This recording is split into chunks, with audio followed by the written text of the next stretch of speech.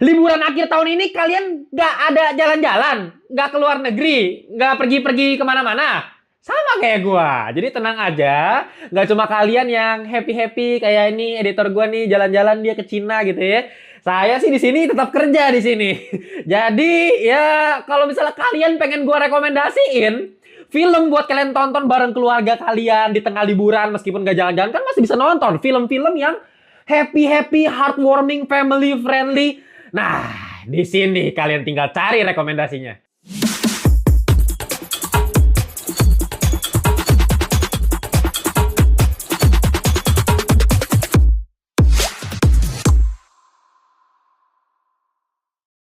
Welcome back to Ngelantur Indonesia. Skui nonton, skip blow on. Jangan lupa kalian semua ya. Tapi kayaknya kali ini skui nonton skip blow on-nya agak kita kurangin sedikit ya. Karena kita lagi ada di vibes liburan akhir tahun gitu. Mungkin gue bakal kasih rekomendasi kalian film-film yang sangat-sangat family friendly, apa ya, mengundang tawa, kesenangan bagi keluarga gitu. Kita tonton bareng-bareng semua, atau sama yang punya pacar bisa tonton sama pacar, yang jomblo tonton sendirian bisa juga sambil ketawa-ketawa sendiri gitu ya. Nah ini gue bakal kasih rekomendasi ke kalian. Ya film-film yang bakal gue rekomendasiin ini gue mungkin gak bakal bahas kayak biasa kan gue bahas teknisnya gimana gitu ya. Dari segi plotnya apa, isinya apa, sebenarnya ini film tentang apa. Kayaknya enggak sih, ini lebih ke for fun aja. Jadi kita santai aja bawa happy-happy. Dan yang bakal gue rekomendasikan kali ini tentunya tidak include Home Alone. Karena kayak semua orang juga bakal include Home Alone nomor 1 udah pasti gitu ya. Nah kalau misalnya kalian pengen nonton pembahasan gue mengenai Home Alone, tinggal cek video yang satu ini. Ini film paling nostalgia. Nomor 1 udah pasti Home Alone deh. Ya siapa sih yang gak suka film satu ini, gila, ini semua pasti tonton lah ya Home Alone ya. Cuman kali ini tanpa Home Alone karena ini film-film yang menurut gue underrated untuk kategori film liburan gitu. Jadi orang gak terlalu gimana banget sama film ini, yang ini kan udah terlalu mainstream banget ya Home Alone ya. Ini gue kasih nih. Tapi sebelum itu gue bakal rekomendasiin ke kalian, kalau kalian yang ngakunya miskin, yang ngakunya kere gitu, nggak punya duit buat beli Netflix yang nggak bisa gitu ngakunya, atau nggak mau beli bioskop juga tiketnya nggak mampu, silahkan cek link yang gue taruh di bawah di FitNow. Ini aplikasi keren buat nonton film gratis, tis. Gila, mantep banget. Kalian tinggal cek link yang gue taruh di description box. Dan kita kembali lagi di segmen Nyari Ngelantur Rekomendasi. Oke, nggak usah lama-lama lagi, kita bakal rekomendasi kalian film-film yang sangat-sangat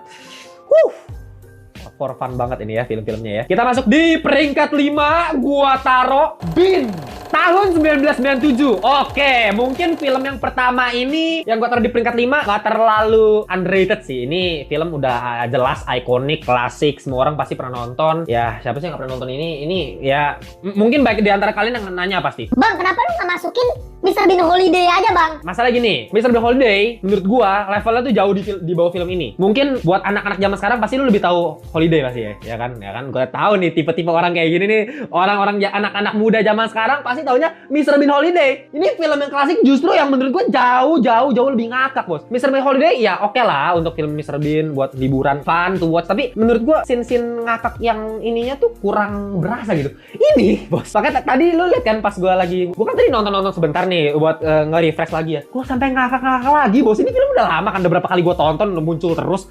Gue masih ngakak terus nonton film ini Bin 1997. Jadi kalau misalnya buat yang belum pernah nonton, wah keterlaluan sih kalau belum pernah nonton ya. Ini film mengenai Mr. Bean ngerusakin lukisan, Bos.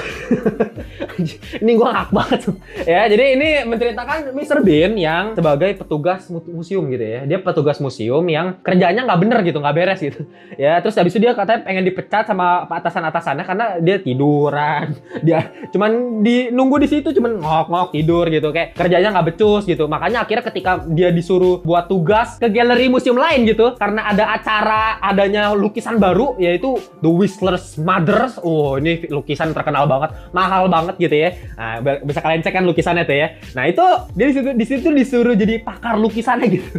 Nah, karena itu ditransfer, gua ngakaknya tuh kayak orang-orang di situ atasan-atasannya pada seneng gitu. Yeay, semua gara-gara dia ditransfer ke galeri lain gitu karena saking nggak becusnya gitu.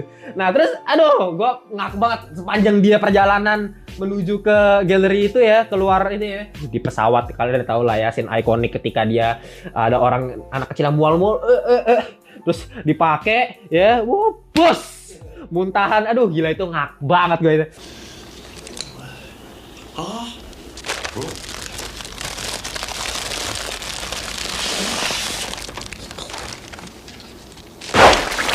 Belum, yang lebih ngakak lagi gue yang di bandara. Ya, tau gak sih yang ini, scene ini? Tau gak? Itu gue ngakak banget itu. Itu gue ngakak banget. Kayak ngide banget gitu. So terus jadi dikejar-kejar polisi beneran. Sampai terakhir udah semuanya udah tegang, ceng. Pas disuruh angkat begini. Terus habis itu masih ada di ini, di tempat polisinya tuh diinterogasi kan. Itu juga kurang tolol gitu kan, cermin dua sisi kan. Dia nggak tahu itu tembus pandang, orang bisa lihat gitu. Terus dia kayak bah, ada yang ngagetin. Abis ada yang dia turun naik tangga gini. Aduh itu ngakak banget gue. Terus dikasih lihat fotonya juga lagi mukanya kayak orang tolol gitu. Gue ngakak tuh ya, film kayak gini tuh ya, kata-kata tuh enak banget gitu. Jadi pas kalau kalian ingat, ini kan dia di sini sebagai pakar lukisan, ada satu orang yang mau nerima dia dan keluarganya tuh dipaksa ya dia tinggal di rumah keluarga itu gitu. Nah terus habis itu papanya tuh banggain, ada pakar lukisan nih yang datang ke rumah kita gitu.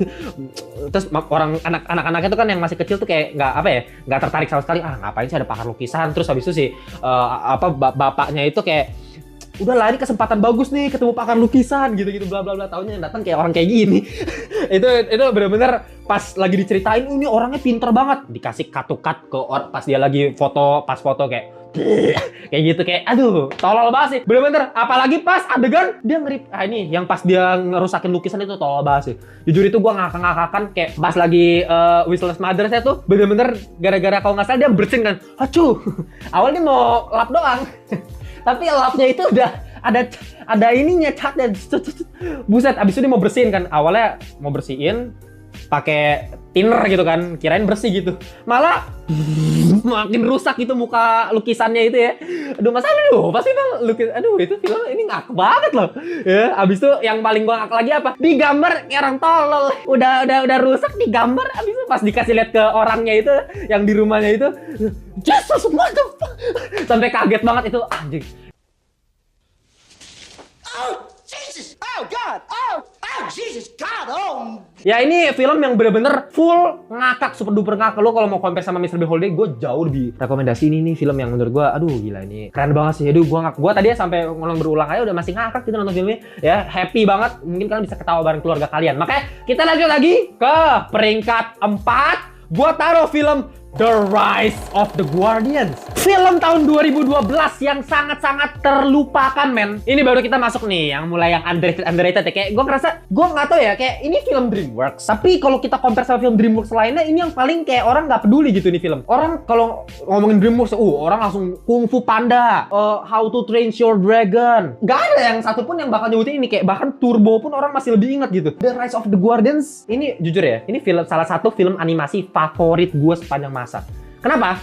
Nih ya, secara konsep cerita menarik banget ya. Kalau misalkan nggak tahu, ini sebenarnya itu base-nya itu dari novel The Guardians of Childhood. Itu yang buat itu si William Joyce ya. Jadi base-nya itu emang dari cerita situ, baru dibuat animasinya. Dan menceritakan kayak gimana caranya anak-anak tersebut itu punya imajinasi mengenai Guardians ini ya, orang-orang tokoh-tokoh ini yang punya kekuatan yang legend banget. Tapi kita bisa lihat di sini anak-anak itu mulai ditakuti sama seseorang villain. Nah, ini juga karakterisasi keren banget gitu. Namanya Pitch Black ya. Karakter Pitch Black nih yang memang bener-bener menakuti melewat mimpi, sehingga anak-anak itu hope-nya mulai hilang terhadap sosok-sosok ini. Jadi anak-anak tuh mulai nggak percaya nih sama sosok-sosok legend ini gitu. Karena anak-anak mulai nggak percaya sama Guardians, kekuatannya jadi hilang gitu. Kan konsepnya menarik banget ya, gimana caranya anak-anak punya hope terhadap pahlawan-pahlawan ini. Ya gua anggap ini tuh kayak film superhero sebenarnya, tapi dibalut dengan kesan legendaris, yang mistik, yang bener-bener fantasi. Ya lu Sinterklas lu nih. Sinterklas dengan tato, pakai pedang, kan keren banget Sinterklas dibuatnya gitu. Dengan ada Jack Frost sebagai karakter utama kita, seseorang bocah yang dipanggil juga jadi The Guardians. Awal-awal dia masuk ke kolam es itu kan, panggil tiba-tiba, wah udah ini dia lupa sama masa lalunya dia. Kayak karakterisasinya lu bisa lihat dengan tongkatnya dia bisa semprot es, itu kan kayak pas masa kecil kita kan pasti terkesima gitu ngeliat power-power kayak gitu.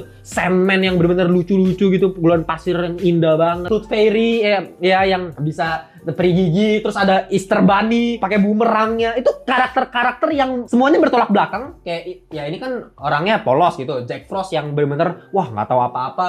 Sinterklas yang mungkin lebih bijaksana sebagai pemimpin. Easter Bunny yang lebih karakternya agak arogan gitu ya dibandingkan karakter-karakter lainnya. Terus perinya itu yang lebih baik gitu, lebih peaceful. Jadi kayak enak aja dari segi ini. Bahkan kayak karakter villainnya pun menarik untuk kita ikutin. Salah satu villain DreamWorks yang paling gue suka ya Pitch Black gitu. Secara visual juga mantep. Wah, animasi tahun 2012 keren banget. Jadi kenapa gitu? Gue masih bingung apalagi untuk liburan ya. Ini kan vibes winter gitu. Apalagi Jack Frost sebagai karakter utama yang memang bertugas untuk setiap ini kasih winter salju untuk anak-anak bisa bermain gitu.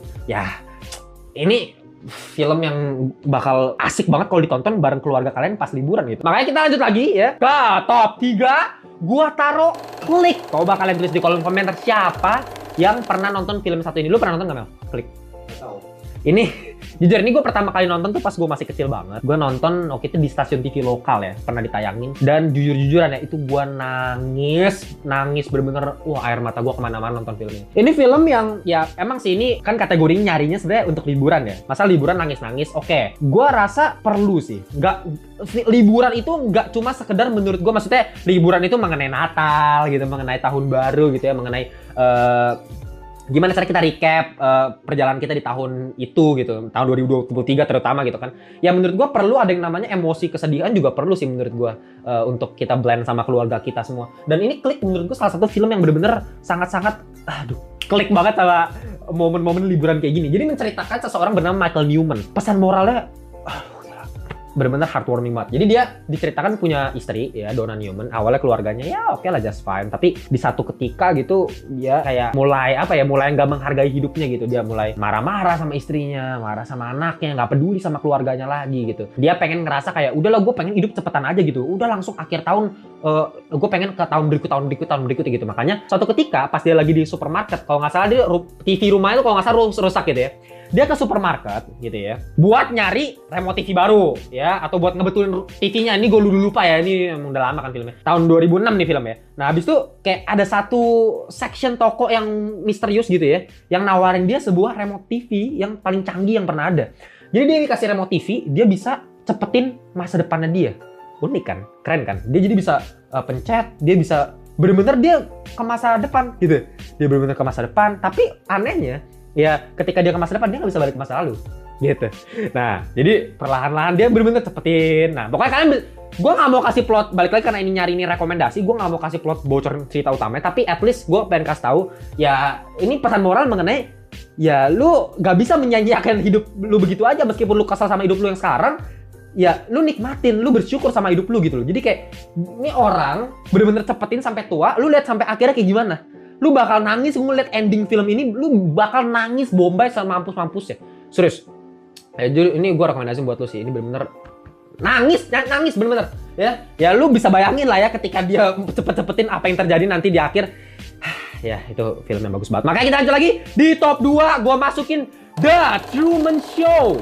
Film tahun 1998, lagi-lagi gue males kalau mau masukin film-film kayak yang bener-bener family friendly yang kayak ya setiap stasiun TV bakal puterin mode-mode kayak Home Alone gitu. Makanya gue masukin di sini kayak Truman Show nih, mode-mode film tahun 1998 yang mungkin nggak terlalu menurut gue juga agak underrated gitu. Padahal nih film tuh maksudnya berpotensi untuk menjadi film yang sangat-sangat ikonik karena jalur ceritanya. Lu pernah nonton gak sih? Nggak pernah ya? Aduh gimana ya, ini gue kasih tau ya.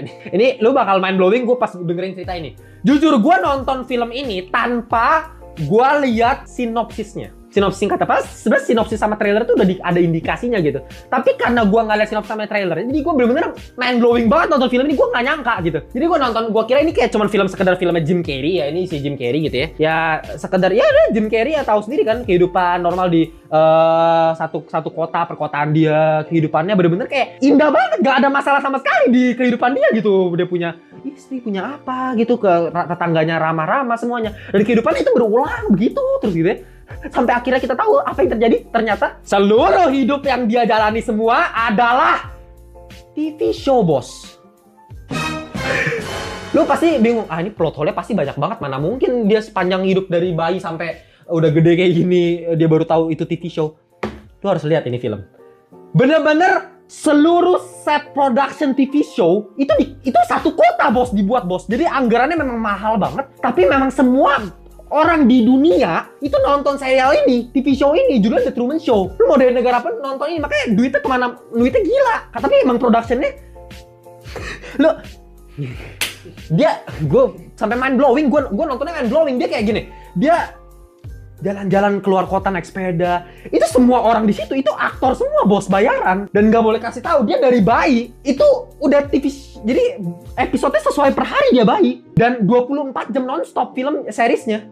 TV show-nya nggak ini benar-benar 24 jam dia hidup gitu. Makanya orang-orang yang nonton itu benar-benar mengikuti dia dari bayi sampai begini. Sampai satu ketika ada satu masalah, nanti kalian nonton sendiri. Ya gue bakal gue spoilerin, jadi ya baru itulah lu bakal ngeliat di sepanjang dunia itu kayak ada CCTV yang, makanya lu pasti mikir kan, plot hole mana mungkin orang yang hidup bener-bener kayak gitu dibikin satu TV show, karena emang satu kota itu ada CCTV gitu.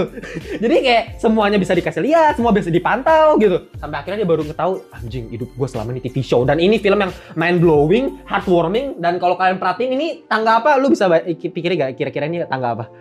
Hah? Kira-kira apa? Hah? Hidupnya dia. Ya sebenarnya, jadi kalau nanti kan jadi di situ ada pantai, ya kan? Jadi dia selalu doktrin dia selalu takut sama pantai, selalu sama laut, karena dia nggak boleh laut. Karena pas dia ke laut, di ujung sini ada tembok bos. Ini loh tembok mengenai studionya ini yang gede banget gitu. Nah di sini akhirnya dia berhasil sini naik. Jing, ini baru hidup yang beneran, bangsat gak sih? Lu kalau bisa hidup jadi dia kayak gimana lu? Gimana lu berasa, anjing gue selama ini TV show itu kan bangsat banget ya. Tapi ini ya untuk liburan, wajib banget kalian tonton karena ini family friendly sebenarnya, jadi keren banget, ini unik banget filmnya. Oke, sebelum kita masuk ke top 1, kita masuk ke honorable mentions ya. Yang pertama gue bakal masukin Tintin, The Adventures of Tintin ya, ini film Steven Spielberg. Sama-sama underrated. Gue nggak ngerti ini film underrated, kenapa bisa underrated gitu. Oke, ini mengenai apa ya? Kalau misalnya lihat visualnya ya, kayak mau dibilang animasi, emang animasi. Kalau bilang live action ya nggak live action sih, tapi animasi itu benar-benar mendekati ke live action. Dan secara apa ya, ini kan sutradara Steven Spielberg ya, mengadaptasi dari komik Tintin yang benar-benar legendaris. Gue punya koleksi semua buku Tintin gitu ya, menggabungkan dua komik Tintin, yaitu Pencarian Kapan Unicorn sama Kepiting Bercapit Emas, digabungin pertama kali ketemu Captain Haddock ya. Buat penggemar Tintin wajib banget nonton, tapi buat kalian belum nonton Tintin juga bakal ikutin menikmati nonton film Steven Spielberg satu ini yang benar-benar kayak kagak ada orang bahas film yang satu ini. Oke, selanjutnya gue bakal masukin E.T. ya, tahun 1982. Gila ya, siapa yang nggak tahu film E.T., film legendarisnya Steven Spielberg lagi kalau mau ngomongin film liburan family friendly itu selalu kita ikoniknya ke Steven Spielberg sih ya. Ya, siapa yang nggak tahu alien yang tiba-tiba datang ke bumi ketemu sama anak-anak, ya E.T.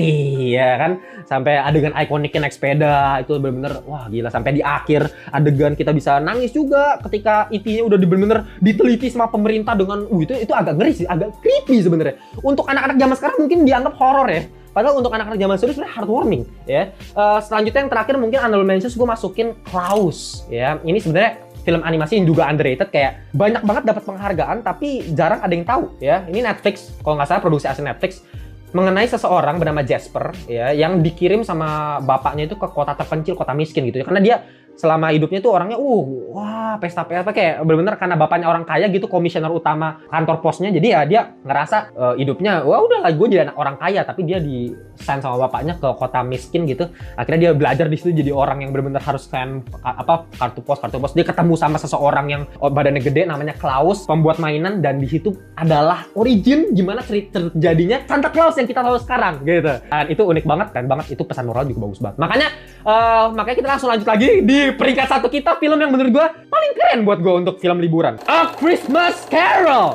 Diadaptasi dari novelnya Charles Dickens. Ya ini lu pasti pernah denger kan, ini tuh pembuat karya yang benar-benar terkenal. Kalau lu suka baca novel pasti lu tahu nama orang itu gitu. A Christmas Carol menurut gue salah satu masterpiece Charles Dickens. Dan yang gue bakal masukin di sini adalah versi A Christmas Carol yang pada tahun 2009 ya. Mungkin kalau misal kita harus compare sama Tintin, mirip-mirip tuh. Jadi animasinya itu kayak animasi tapi bener-bener dibuat serealistik mungkin, bener-bener kayak kehidupan nyata. Jadi kayak gue yakin, balik lagi nih, anak-anak zaman sekarang bakal takut kayak nonton film ini karena menceritakan seseorang bernama Ebenezer Scrooge ya. Ini orang yang sangat-sangat semua orang yang suka dongeng-dongeng Natal harusnya tahu orang ini. Dia bener-bener orang yang kikir, bangsat banget, orangnya ngeselin banget. Ya, karena pada saat Natal pun orang-orang yang pekerja di toko dia tuh disuruh kerja lembur, kagak dikasih liburan gitu. Dia benci banget sama yang namanya Natal, ya. Bener-bener ngeselin banget deh. Orang paling brengsek, lu bayangin ya, temen lu yang paling brengsek, nah ini 2 kali lipat daripada dia. Ya, nih si Ebenezer Scrooge nih. Cuman ya karena di satu titik gitu ya, kalian bisa tahu didatengin sama roh temennya dia yang udah mati gitu. Terus dia kayak digambarkan dengan rantai-rantai yang dibelenggu gitu. Wah, hidup gue bener-bener sengsara banget, lu nggak bisa kayak gini gitu. Diperingatkan gitu sih Ebenezer Scrooge, kalau hidupnya lu masih kayak bangsat kayak gini ya lu bakal jadi kayak gitu. Akhirnya dia didatangi sama 3 roh dari masa lalu, masa sekarang, masa depan. Itu imajinasinya anjing keren banget gila. Ya, masa lalu dengan lilin seperti itu. Lu kalau perhatiin ya animasinya ya, itu agak ngeri sih, agak creepy sebenarnya. Kalau lihat yang roh keduanya yang gede, gede banget. Roh ketiga yang serem banget. Tapi lu bisa dapat satu kesan yang emosional, dark banget.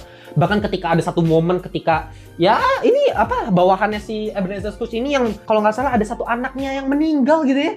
Sedih banget, kalau udah miskin banget gara-gara ini orang bangsat nih gitu. Terus dia bisa dikasih lihat masa depannya kayak gitu, dia langsung emosi. Kita juga yang nonton pasti langsung kayak anjing nangis banget gitu ya. Sampai akhirnya ya kita tahu sendiri ya, dia bakal jadi orang yang berubah 180 derajat ketika dia bangun di mimpinya yang akhirnya gue berubah menjadi seseorang yang beda lah dibanding yang dulu yang bangsat itu gitu ya. Pesan moralnya indah banget, secara visual indah banget meskipun creepy vibes-nya, tapi itu menurut gue jauh lebih enak daripada nonton film yang hahaha doang gitu ya. Oke, sebenarnya itu aja sih film-film yang bisa gue rekomendasiin buat kalian, film-film liburan yang kan sih wajib sih nonton at least 1 di antara 5 film yang gue kasih tahu ke kalian gitu ya. Gitu aja. Jangan lupa follow kita di Instagram, di TikTok. Kalau kalian pengen join grup kita, join aja. Gue taruh linknya di bawah. Itu grup Ngelantur Corps. Kita bisa ngobrolin seputar perfilman, TV series. Dan kalau kalian pengen beli official merchandise dari Ngelantur, ya baju-baju yang gue gambar, gue desain pakai tangan sendiri, gue lukis bener-bener gambarnya manual. Kalian cek nih ya baju-baju keren itu.